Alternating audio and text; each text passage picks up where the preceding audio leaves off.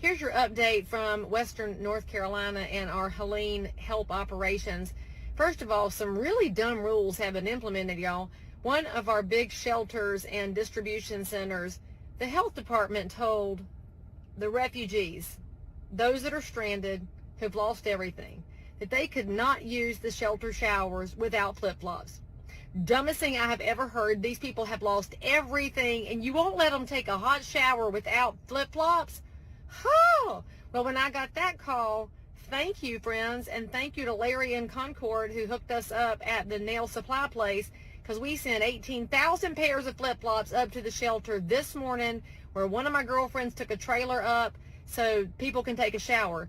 Those are the kind of rules that don't help in a time of absolute survival disaster. That's number one. Number two is, if you're reading about FEMA online and wondering if they're really a pain in the tail, I can confirm it is true.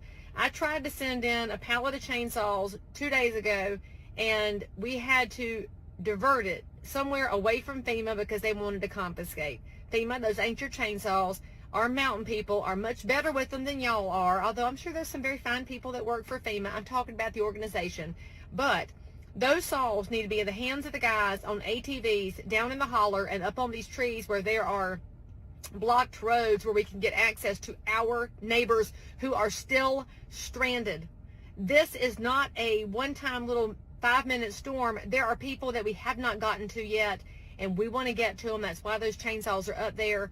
So fine, we're going to go around you, FEMA, and don't try to get in the way of North Carolina mountain people when we are trying to take care of each other.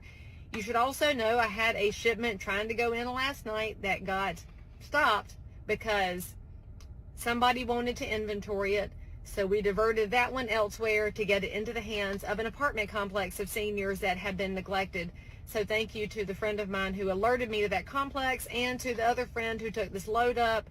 And by the way, got to spend the night at the apartment of somebody who was just willing to help out. The biggest thing you have to know here is that neighbors are looking after neighbors, and when FEMA's in the way, don't think you're going to stop us, because that's basically like a Satan roadblock, and God will find a way, because God always wins. The other thing I want y'all to know is that we do have support from all over the country.